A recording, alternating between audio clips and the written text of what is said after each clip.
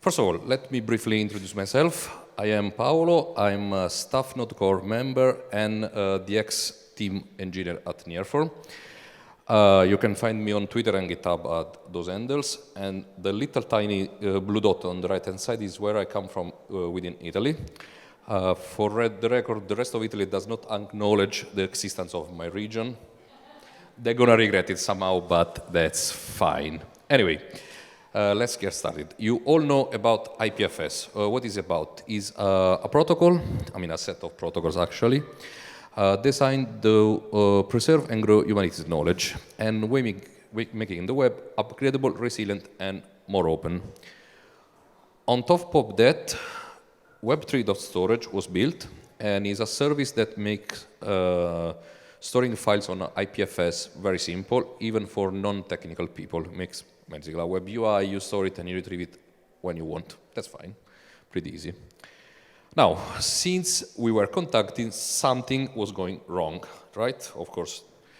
And there were challenges in the original architecture of Web3 storage. And they had what I call the most wonderful problem that a company can experience. It's just that we cannot handle our growth. The previous architecture is not able to handle the growth that we are seeing. On the specific case, the previous architecture could not handle the amount of new uploads per day. And the biggest issue was that trying to add the new nodes to the system was very expensive and not effective because it took literally 2 days, 48 hours, to a node to be added to the system. Due to the DHT bootstrap phase, basically, in short. That was the biggest challenge. That was the problem. And then, so the Protocol Labs people reached out to us for a very simple question. Simple.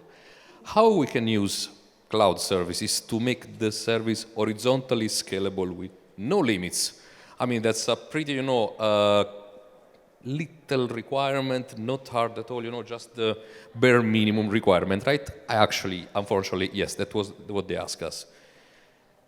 So there were the goals that we immediately established. First of all, foremost and obviously, we need to handle the growth. That's the first one.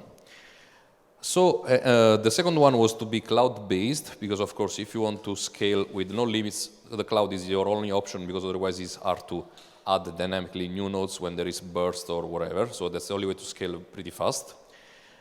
And the last one, which is something we established, in order to have a simple and lean architecture, we went stateless. All the services were as much as stateless as we could. So new nodes could be added and removed at any time. And this also improved both the scalability and the fault tolerance, because if a node goes down, you can just drop it and start again with the new node very fast. So that brings to the solution. Hello, I'm IPFS. So on the right-hand side, you can see the architecture. I don't expect you to try to read that one. If you want, there is on the bottom, there is the link on GitHub where you can actually find that diagram if you want to have a close look. For what is very interesting to know is that the architecture is divided in 3 different and completely independent subsystems, so they can work in isolation each other. And the architecture has been designed with replication in mind, so it can be replicated on many regions and so forth. And that, as I told earlier, you can add and remove nodes at any time without any penalty. Now, one thing that I want to clarify before going on is that what I'm going to talk you right now for the rest of my presentation is focused on AWS. But I want to make clear that Elastic IPFS is not an architecture based on AWS. It's a cloud-based architecture, which means that you can easily replicate on, let's say, Google Cloud, Azure, or even on-premises. In short, what you need is a computing system like Lambda, so serverless computing, shared database, object storage system, and a queue system. That's all we use. Now, AWS is just a reference implementation for now, like it was, let's say, at the beginning was Kubo for IPFS, there was the Go IPFS and JS IPFS. They were just reference implementation. We are not locked in AWS. We could technically redeploy somewhere else. Of course, we have to adapt the code, part of the codes, but it's very little part. So in theory, it's cloud agnostic. in architecture. And we have a reference implementation on AWS. So that's, we are not basically want to pay money to Amazon or Google or others. It's up to you. That's the idea. The reason why we initially chose AWS because some parts of Protocol Labs were already on AWS, so we chose to stay on the same cloud for now. Was just a coincidental choice. Now, first of all, I would say that we are using a shared database, and of course we put data inside. Given that you all know what a car file is, which is a content addressable resource, and basically a stream optimized file format for storing blocks in IPFS, we store them in Dynamo with a few information like the position on S3, because all the car files from Web3 storage are uploaded to S3 and stored there. So we also include the full path in S3, which is very important for reasons that I will analyze in a moment. And we store some other debugging information that we might use when debugging issues. Then, of course, we store information about the blocks. As you can see in this case, we don't really care about the blocks because we don't process them at all. We just store the information. So we store basically the multi-hash, the creation date when we actually index this block, first index this block, and the type. That's it, pretty simple. Then it comes to the very important table in this architecture, which is the blocks to cars. So basically, each block has a relationship of one to many, because it might be included in many car files. So for each of them, we store the block multi-hash, the car file path, the length, and the offset. Remember these last two information because they will come back later when we talk about how we serve this data back to the IPFS network. So let's analyze the very first subsystem in the Elastic IPFS, which is the indexing subsystem. Once again, this is the diagram overview, but we don't care about it. This is the flow. That's what we care about. That's pretty simple. At the end of the day, summarizing a lot, the indexing flow is just about opening an S3 file, reading it in a sequential way, and for each block, you save the block information inside the Dynamo, and you also enqueue the block multi-hash in SQS.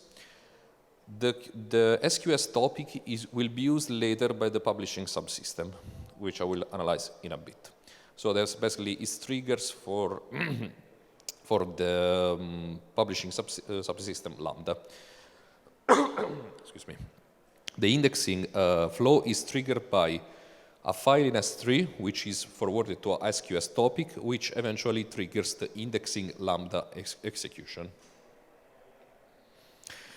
Now, one curious thing about the first implementation of the indexing subsystem. Initially, the indexing Lambda was idempotent, which means that if you execute several times with the same input, you will get the same output, right? Initially, we designed like that because we were terrified of car files with millions of blocks inside, and we say if something goes wrong, we don't want to start from the beginning, especially because Lambda have a 15 minutes execution time maximum, so if the file is too big, we might not end fast enough, right? So we say, okay, let's make it idempotent and see what happens. What happened is that in order to be idempotent, you have continuously read and write status to Dynamo in order to track the progress of the Lambda, and this was absolutely killing performance. So we have to give up on idempotence, remove it, and in order to basically handle the upload rate. Fun fact, we realized that idempotence was completely useless because the car file format is so well designed that we hardly have any failure. We are close to no failure rate, so we can directly go through, publish, and that's it. We don't have to do anything else. So idempotence was completely useless. We dropped them, and now the indexing Lambda is a write-only Lambda, which is able to execute very fast and index very fast. Especially because after we drop read and write, we do also embrace DynamoDB batching techniques, so we could go 25% times faster, so which was massive performance gain. Give me a sec, the clicker is killing me. Okay, yes. Now, one very crucial component of the IPFS is the Kademlia DHT, which is used to keep shared information about content discoverability and peer discoverability, right? Unfortunately, the DHT, the way it's designed, is a huge pain for the Elastic IPFS for two reasons, basically. First of all, Elastic IPFS, despite being a cluster within AWS or any cloud provider, for what matters, claims to be, to the outside world, a single node, so we only have one peer ID for the entire cluster. Second, since we are on the cloud, we cannot maintain long-living connection. When we can, they're expensive. When we cannot, we simply cannot by definition. So it's impossible to participate to the gossip sub, which is used by the Cademelia network. Which leads to the consequence that on the DHT side, the Elastic IPFS system was not self-sufficient in order to provide the entire experience.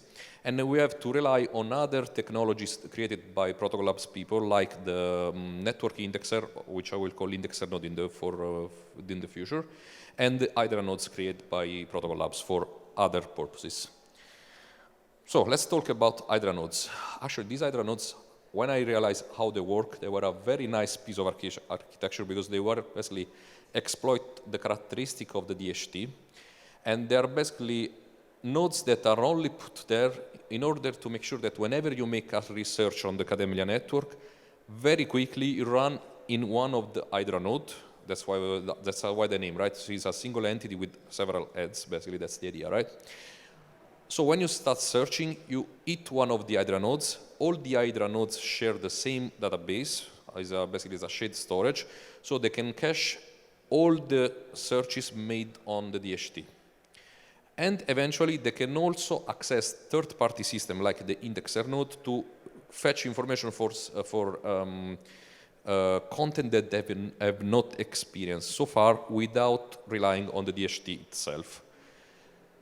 Now, one thing that I want to clarify is that when I say that Hydra nodes are everywhere in the network, I'm not saying that they are physically present in the network. I mean, there is always a Hydra node physically close to you, but you have to remember that I'm talking about a neighbor concept within the Cademelia DHT, which in other words means that all the nodes in the Cademelia network are assigned to a bucket.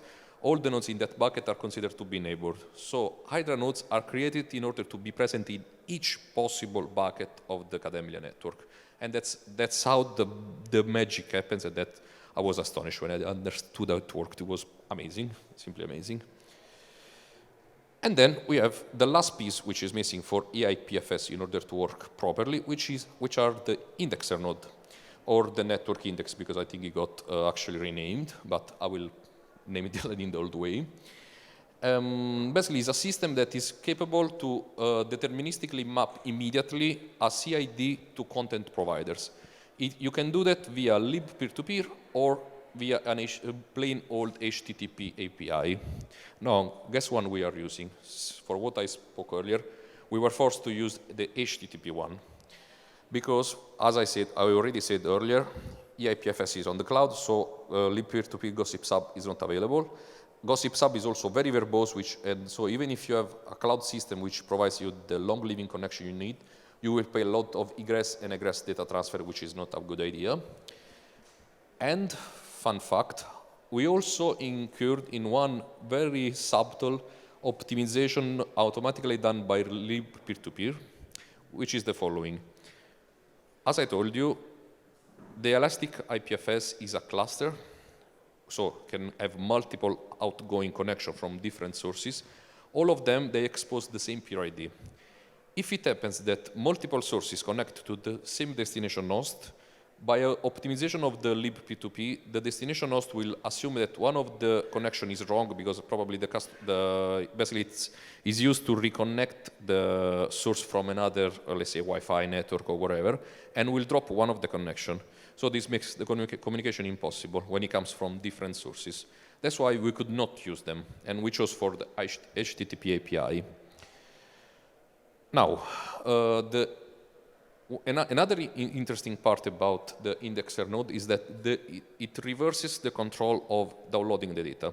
Basically, you don't directly upload data to the indexer node, but rather you upload new advertisement and entry data somewhere, and they must be forever available on HTTP on that destination. You have to make sure that these advertisements are strictly ordered in a blockchain manner, so you update the head of the queue, and then you link each advertisement to the previous one back to the tail of the queue, which is the very first advertisement.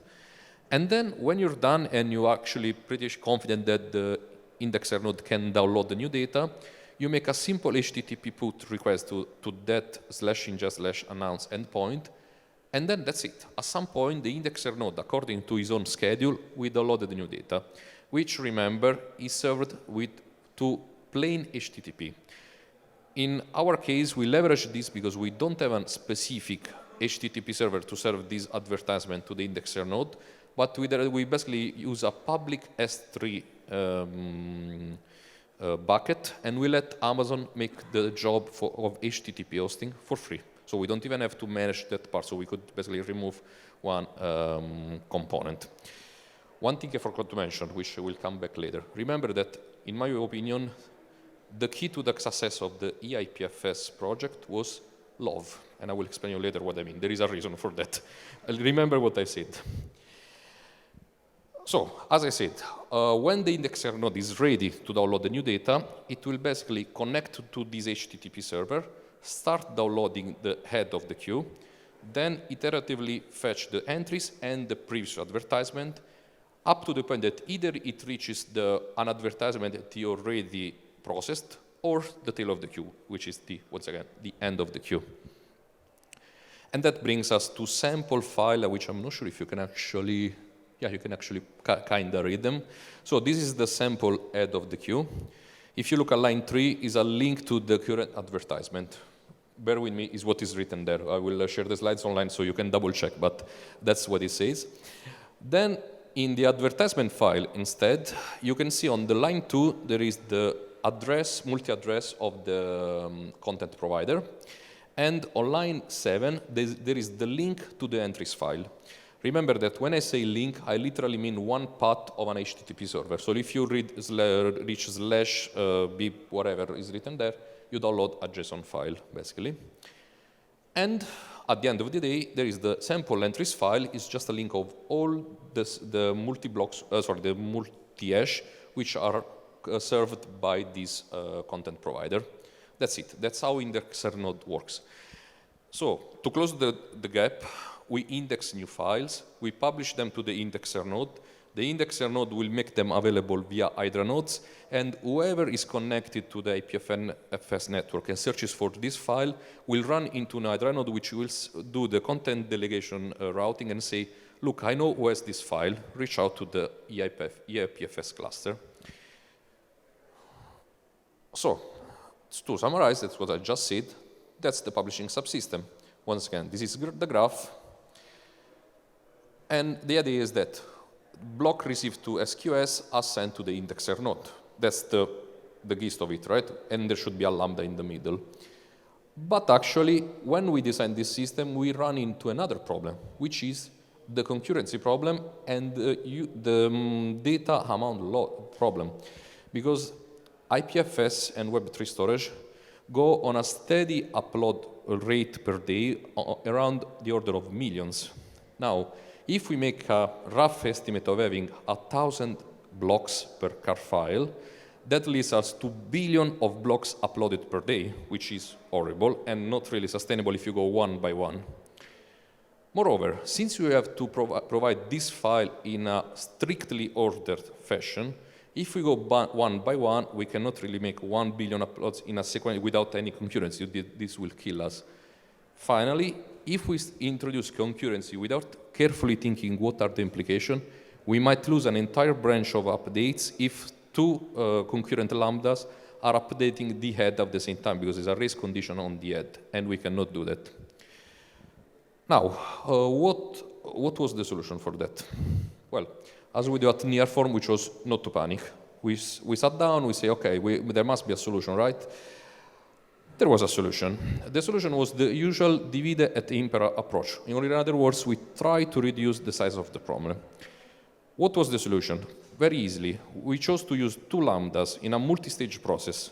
First of all, we group all the entries in a random order because it doesn't matter, in groups of 10,000. That's it. And we create a new advertisement, which is enqueue on another SQS topic. A second Lambda will pick this advertisement and eventually publish to the indexer node. The important part is that while the grouping Lambda has no concurrency limit, the publishing Lambda has a strict limit of concurrency of 1, so it can only execute once. But when it executes once, given the way we have grouped the data, we're actually publishing 10,000 advertisements at the same time. That's the trick. Now, if you make some rough calculation, you can quickly get to the point that 1 billion blocks grouped by 10,000 make to 100,000 advertisements per day to publish. If you divide it by the order of seconds, which is 86,400, makes that you have just to make one call to indexer node per second. That's it. So very quickly. So we can probably even more scale on this one because we can go much faster than that if we basically max out the performance of the lambdas and so forth. But so far, we can easily publish 1 billion blocks per day with no problem at all. Last, now, bear with me. We index the data. We publish to the IPFs. We now have to actually serve the data, right? That brings to the last subsystem, which is the peer subsystem. Once again, this is the overview. Just let's skip it. Now, what are the characteristics of the peer subsystem, which is delegated to be contacted by a lot of people from all around the world? Well, the trick was to have a fully automatic EKS cluster, managed on front by an elastic load balancer, which basically makes the balancing for the WebSocket connection. That's it. That was the trick. Second part of the trick was the bit swap is a read-only system and therefore is stateless, which means that you can, without any penalty, scale up and scale down nodes as you want. And also another thing is that they are very lean, because the trick is that when you ask for a block, we check on Dynamo if we have the block. If we don't have it, we directly respond, we don't have it. We don't try to fetch it on the external network. If we have it, we immediately serve it by contacting S3, making an HTTP. We're not using the AWS SDK. We're directly hitting the bucket via HTTP, plain HTTP. We leverage the byte range of HTTP, so that's why we care about the offset and the length, so we can immediately spot the 3 bytes in the file that we need. And we serve over memory to the client without even storing in our file system for the Lambda. That's it. So that's very simple, lean, and fast. And we leverage basically the node ability to just forward streams without any penalty, any performance penalty. Moreover, a second trick was that the peer subsystem is a bit swap client, but is a simplified one. Once again, since I've said that we are read-only and we don't fetch external data, we could remove the more complex part of the bit swap protocol, like the ledgers, the wants list, and so forth. So we receive a list, we immediately process, respond, and that's it. We don't do anything else. Very simple. So that's why we were able to basically scale up and down very quickly. Now, you all have this question. How does eIPFS perform? Well, my good friend Alan already showed you this slide, which is talking about 200 terabytes of data. I challenge you to spot when actually eIPFS was deployed in that graph. You can see that, right? So we went from close to 0 to close to 100 iterate for the systems in BitSwap. But there is also a second slide, this one. This is the average indexing time. On the right-hand side of the graph is not that there is no sample data to show anymore, it's just that the left-hand side is so big that the right-hand side where the performance has improved pretty much disappear in the graph. Because we went from an average indexing time of 3 minutes to an average indexing time of few milliseconds. So we literally killed that. Thank you. And finally, if you want the raw numbers, after 6 months in production, we have close to 100 million car files, 16 billion blocks, and 25 billion block to cars links where we are basically serving the performance that you have seen before. Now, what we can learn from this journey, right? So I told you that that was related to love, right? And that's one of the nice acronyms in the Unix world that I love, which is the KISS rule. For who don't know that acronym is keep it simple, stupid, which means that here in IPFS world, you have a lot of very nice and complex protocol. If you try to completely embrace, implement, and replicate all of them, you'll just go crazy. That's it. There's no way you can do that. Still, the only way to have viable products is just to simplify. Try to understand what you need and what you don't need, and you throw everything else away. Second thing, HTTP is not that and will never be probably. I mean, I'm biased because I manage the HTTP stack in Node.js, so I'm in the Node core, so I'm biased. But actually, the thing is that new protocols are fashionable and they're very nice, like BitSwap works awesomely fine. But when you want to stay simple, fast, and performant, often if HTTP is your choice. It still works fine after, I don't know, 20, 30 years now, right? I mean, I'm getting old, but anyway. Finally, democracy is good. As you remember, I told you that this is a cloud-based architecture which happens to be on AWS at the moment, temporarily, because we are going to be cloud agnostic, as Alan said. Now, to us was also a good thing knowing that in the future we would have been on another cloud or even on mixed cloud approach, because it's perfectly legit. Why is that? Because we were forced not to lock ourselves on very advanced product, let's say by Amazon or for Google, I mean, same thing, right? So we stayed on general purpose tools available everywhere, which forced us not to rely on specific features that could have made our architecture less agile and adaptable to new scenarios, because in theory, this architecture could be adapted to new scenarios pretty quickly. So that was the trick. Not being able to do a vendor lock-in, which is honestly is never a good idea, led us to this kind of benefit. One last thing, which is also something for people like me that like to over-engineer stuff. Remember to keep your eyes to the stars, so keep dreaming, but your feet on the ground, so don't lose the practical approach, otherwise you will soon get lost. This was from Theodore Roosevelt, so we are talking about 80 years ago, but it's still up to date, so it can still apply it every day, and it will be in the future. Very fastly, I want to thank Nearform for sending me here. We are a global consulting company, deeply in the JavaScript, so if you happen to run on NPM, 8% of the time we are using our stuff, you can't escape, I'm sorry. And even though we are more than 300 people now, we are always looking for new talent. So if you want to engage, you can reach out to me, to Cody, and Matt, which are outside. And that's it. Do you have any question for me, by any chance?